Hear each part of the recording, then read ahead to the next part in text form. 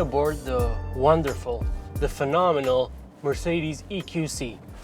Why do I think the EQC is so great? Well, stick around until the end of the video to find out.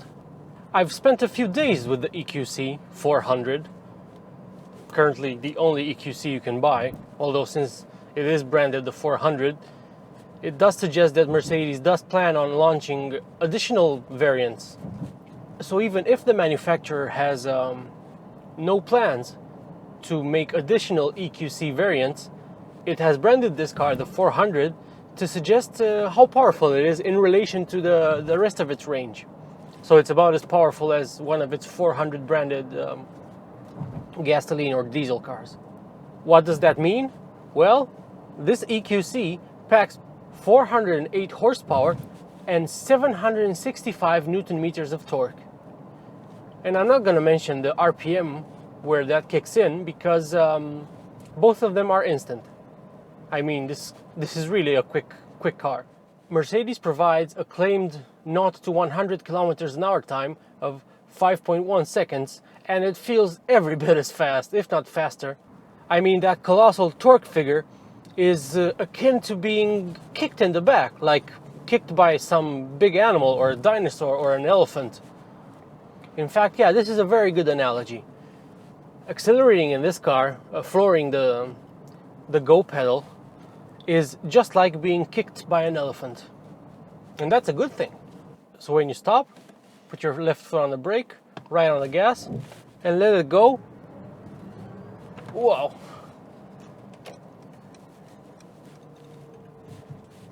I've watched lots of videos on EVs and people driving them and making all sorts of faces when they accelerate, even though it doesn't come through in the video just how fast it is and what it does to your body and how you perceive the acceleration. So I'm sure that quick squirt of acceleration I did back there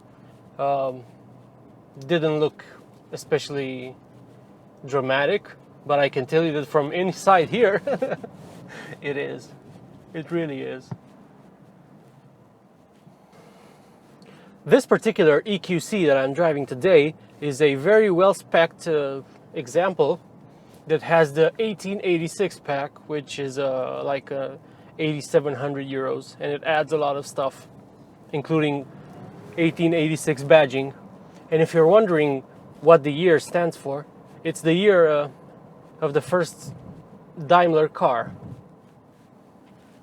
So I started this video by praising the EQC, and this is coming from a guy who doesn't even like SUVs and would never really buy one for himself. And given that Mercedes doesn't make any other electric vehicles aside from the EQC, there's no other option to have a 3-pointed star on your hood and drive on battery power alone.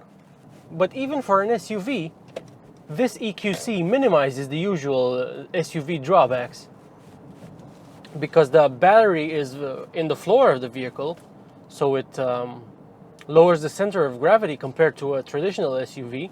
It really grips the road very, very well indeed. That's one of my main gripes with SUVs, is that they are nowhere near as fun and as agile and as tactile as normal cars that aren't SUVs. And I drove it around some fairly twisty roads, and the steering is remarkably positive, even by Mercedes standards. It's one of their better steering setups. And aside from providing quite a lot of feel for a modern electric steering rack, there's also, it's hard to describe. It's the best way I could describe it is it feels very, very well oiled. I know their oil doesn't really play a part in how this feels, but it really feels very, very well oiled. I think that's the best analogy. It's just so smooth. It just saw a pedestrian there. It's just so smooth and so effortless. Another thing I really like about it is the way it rides. It doesn't have adaptive dampers or air suspension, although it does have air springs on the back, but it doesn't have a full air suspension setup. So even with steel springs and non-adjustable dampers on the front, it's remarkably cosseting. Like, I can't wait to see what Mercedes does with its future EVs, the ones that it is developing from the ground up as electric vehicles, because this one is amazing. In all honesty, I've driven a few variants of GLC, which is the car that's closely related to this one, although it burns gasoline or diesel. And even GLC examples equipped with the air suspension, I can't say they're any more comfortable than this.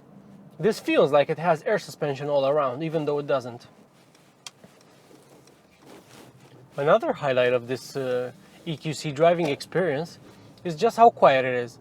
I've been in other EVs, and you can definitely hear their electric motors whirring away in the background. And I can understand why, because manufacturers probably figured they aren't especially loud, so we won't go to extreme lengths to try to soundproof them. Some manufacturers even celebrate the whirring and whooshing and whizzing nature of electric motors. And I'm talking, of course, about Porsche, that has equipped the new Taycan, which is its sporty electric sedan. The manufacturer bumps up the volume of the electric motor sounds because it wants you to hear them. The augmented sound in the Taycan has actually been praised even by automotive journalists who usually don't like this kind of thing. And from what I've seen in videos, the Taycan actually sounds really good from inside the car, and it actually adds to the experience. But returning to the EQC, it's actually the quietest EV I've ever been in. Mercedes has done an amazing job. Soundproofing the EQC. You get nothing in the cabin. Wind whistle is non-existent. Tire roar from these 20-inch wheels that are on this car is minimal, almost non-existent. And like I said, you don't really hear the motors. You do hear them, but they're very, very muffled, much more so than in most EVs. How long you can travel in it, well, that's up to you.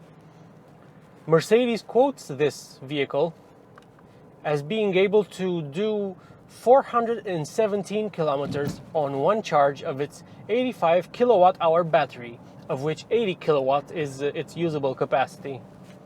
However, even with the new WLTP cycle, which is much more accurate than what was before it, you're still not going to achieve it. When I picked this car up from Mercedes, its range meter showed 310 kilometers, and I've driven it for 157 kilometers since then, and now the range meter reads 118 kilometers. So it's about there, because I've not driven it in any way economically. I mean, the acceleration is addictive, and I am already addicted to it. The acceleration in this car is more addictive than opioids. Really. It's super fun, especially since you don't hear anything, even less so than in other EVs like I mentioned. So you just stab the go pedal and you're teleported forward. Far quicker than a vehicle that weighs 2.45 tons has any right to go. You do hear the motors a bit when you decelerate and when they're regenerating. The brakes do a remarkably good job of stopping it. Big and heavy SUVs, especially electric SUVs, really struggle to stop, essentially. However, this one has no problem. I haven't driven it particularly hard or down a twisty mountain road, because it's not that kind of car, although it can handle it very well. But for the kind of driving I've done, the brakes seem more than adequate, surprisingly so. I was actually prepared to criticize them before even getting this car. I was expecting it, oh my god, it's nearly 2.5 tons. It's definitely going to be a pig to stop and steer. But in both those regards, it's brilliant. And this is from a self-confessed SUV hater. But I really love to drive this thing. It's remarkably good. And I'm sure that if you drive it with care and consideration, and you put it in eco mode, you could get probably maybe 350 kilometers. Speaking of eco mode, the car does a very interesting thing when you put it in eco mode. Not only does eco mode dull the go pedal quite considerably, I mean, if you stab it, I am stabbing it now and nothing is really happening. We're just gently surging forward. And you know that with these pedals in newer cars, there's always a click. And that click is always present in this car. But it's at the bottom of the pedal travel. When you put it in eco mode, the click is higher. So you're pressing the pedal less than you were in the regular modes. So instead of pressing it this much, you're pressing it this much before you get the click. And once you get past the click,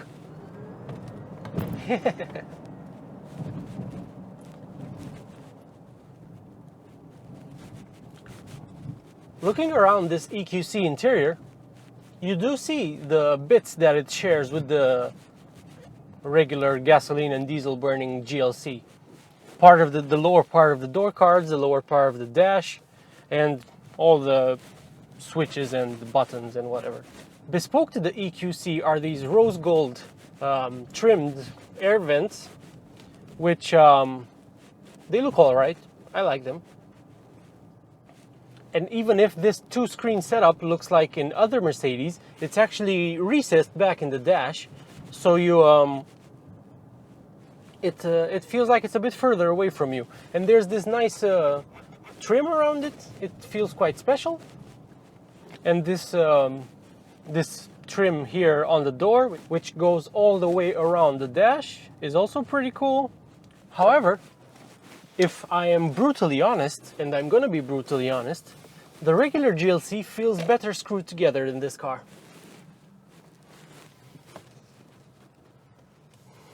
Because this vent around here, where the start button is located, it feels kind of flimsily put together. The material itself is fine, but it moves around more than you'd like it to. And the same goes for the door card. When you press the various buttons for the seats and whatever that are located here, for instance, if you press the button for the heated seat, you can see the plastic bend. And it's kind of creaky. I'm really surprised because other Mercedes don't do this. And that honestly is my only complaint about the interior, because there's so much to like about it. In my area, there are no 110 kilowatt chargers that I know of. The fastest ones are 50 kilowatt chargers, or 44 or 40. And from a 50 kilowatt charger, it takes 1.5 hours to charge from completely depleted to 80%. And if you find a 22 kilowatt charger, the time goes up to 4 hours when you charge from dead all the way to 100%. Although you need to be aware of the fact that as you're charging the battery and are getting close to, let's say, 90%, the charge rate begins to taper off. So the last 5, 4, 3, 2, 1% will take a lot longer to complete than the previous big chunk of the charging. The car has an onboard charger whose maximum rate is 7.4 kilowatts.